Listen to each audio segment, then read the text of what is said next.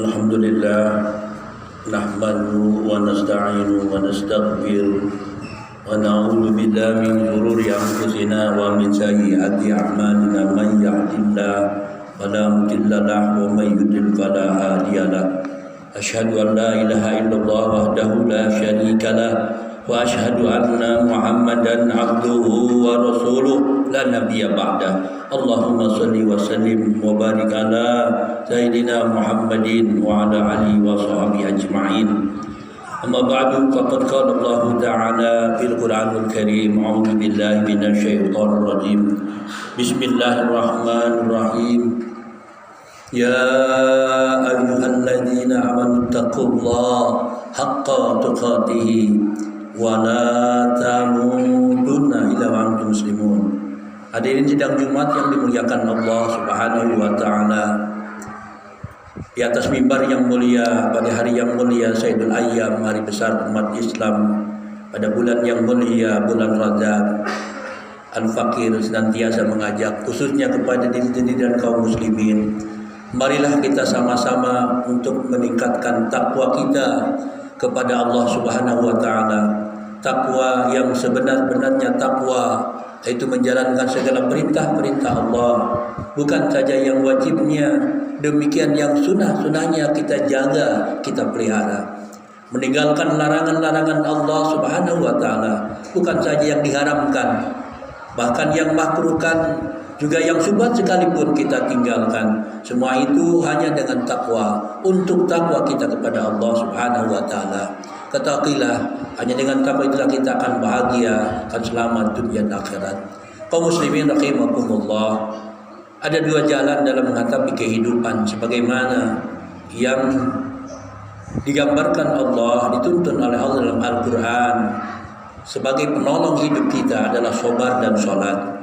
Allah Subhanahu wa taala berfirman dalam Al-Quran, surat Al-Baqarah surat kedua ayat 45. A'udzu billahi minasyaitonir rajim. Wasta'inu bis-sabri was-shalah wa innaha lakabiratun illa 'alal khashi'in.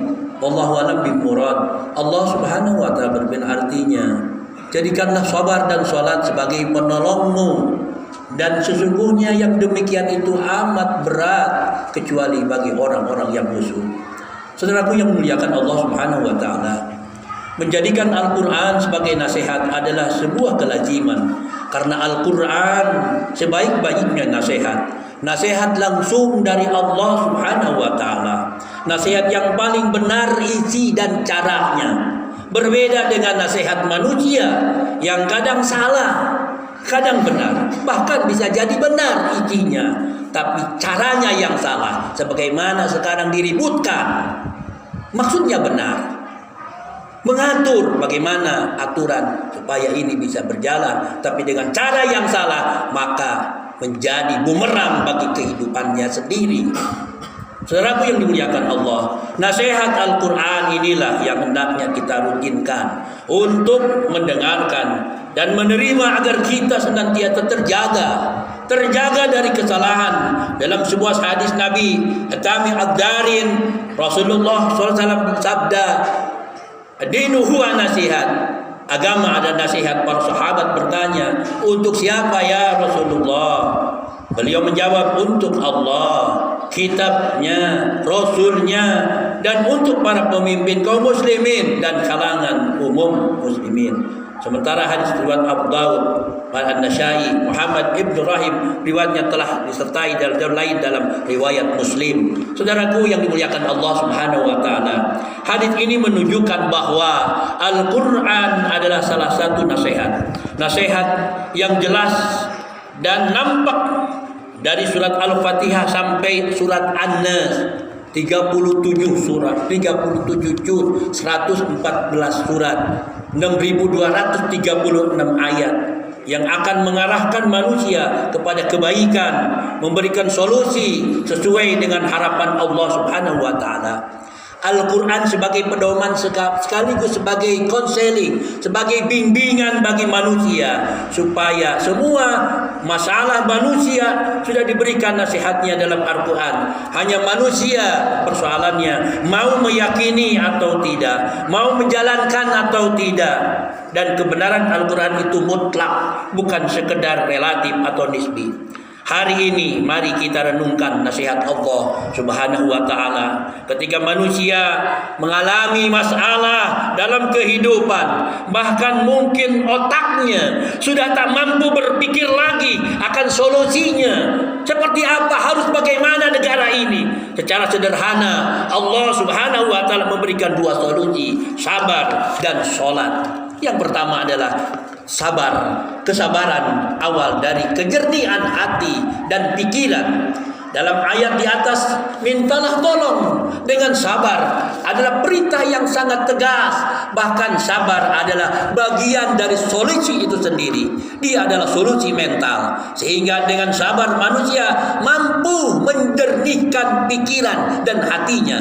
Ada sebuah mahfudzah peribahasa, man sabara zafira, barang siapa yang bersabar pasti dia beruntung. Peribahasa ini tentu sudah terbukti bahwa segala permasalahan akan selesai ketika berangkat dari kesabaran. Tanpa kesabaran semua akan bertambah dan semakin kacau balau masalah ini. Sehingga dalam sebuah riwayat bahwa kesabaran adalah diawali sebuah kejadian. Yang dimaksud kesabaran adalah ketika kita mampu mengomunikasikan hati dan pikiran kita semenjak awal kejadian. Karena dengan itu kita telah meletakkan satu solusi. Tidak sabar diawali maka akan menambah masalah selanjutnya. Kesabaran tidak akan hadir dalam diri manusia kecuali dia memiliki keyakinan kepada Allah Subhanahu wa ta'ala. Bahkan ada yang terjadi semua telah menjadi keputusan Allah. Dengan keyakinan ini maka kesabaran akan hadir. Sederhananya, sikap rutin kita, sikap batin kita akan selalu berada pada gelombang alfa, yaitu bahagia dan tidak bersedih berlebihan, karena keyakinan yang tinggi kepada keputusan Allah Subhanahu wa ta'ala. Allah berfirman dalam Al-Quran yang artinya, dan sesungguhnya akan kami berikan cobaan kepadamu dengan sedikit ketakutan, kelaparan, kekurangan harta, jiwa dan buah-buahan, dan berikanlah kabar gembira kepada orang-orang yang sabar. Ayat ini jelas bahwa manusia akan mendapatkan ujian dan solusinya adalah sabar. Ujian manusia dapat diklasifikasikan adalah ketakutan, yang kedua kelaparan, kekurangan harta, kekurangan jiwa, kekurangan buah-buahan.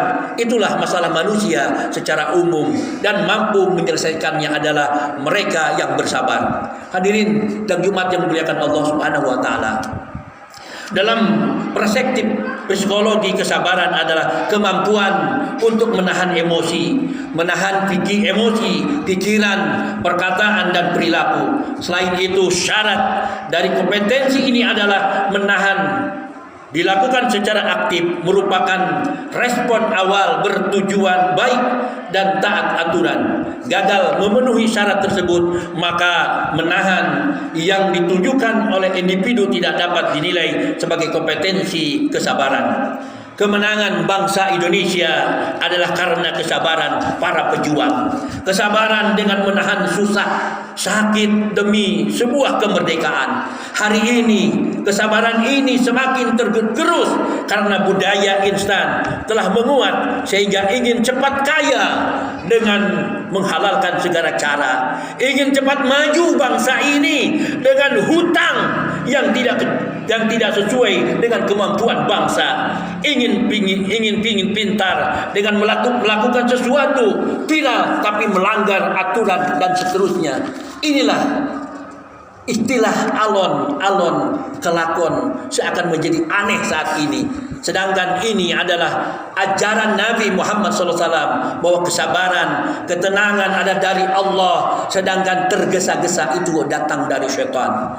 Ciri modern memang serba cepat, Tetapi jangan sampai ini masuk dalam karakter teknologi. Boleh cepat, tetapi hati tetap sabar. Ketika kita sudah keluar dari nilai kesabaran, maka pasti masalah demi masalah akan terus menanti kita. Seberat apapun kesulitan akan bisa diselesaikan jika kita sabar, mampu menghadapi semua konsekuensi, dan selalu yakin bahwa Allah Subhanahu wa Ta'ala akan selalu membantu. Apalagi di era Covid saat ini yang menghasilkan kepanikan terus menerus, maka sabar adalah jalan terbaik menghadapinya. Yang terakhir, yang kedua, sholat adalah sarana mendatangkan solusi.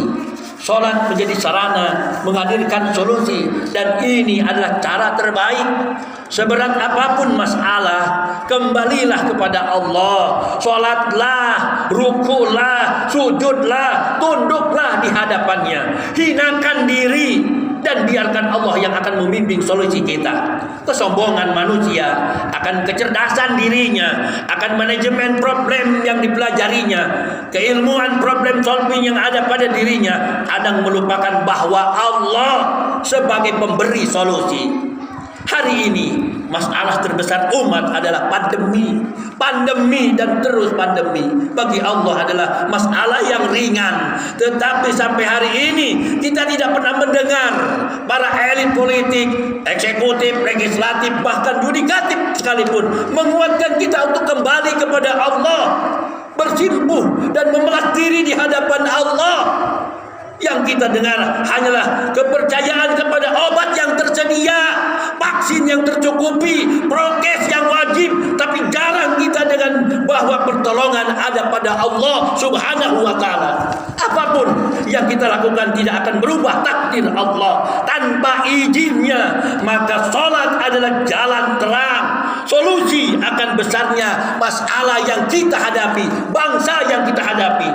Bisa jadi masalahnya bukan pandemi, tapi pandemi hadir karena kita bermasalah dengan Allah,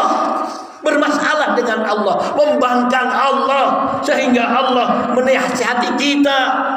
Mintalah tolong dengan sabar dan sholat kepada Allah Subhanahu wa Ta'ala. Karena tidak ada musibah, tidak ada masalah, tidak ada pandemi, kesulitan kecuali ini dijadikan pengingat bagi mereka yang lalai, menjadi ajab bagi yang ingkar kepada Allah, dan menjadi ujian kenaikan kelas bagi orang-orang yang beriman. Banyak hadis Nabi menyatakan akan sholat sebagai solusi. Rasulullah SAW bila mengalami suatu perkara cobaan, maka beliau selalu sholat.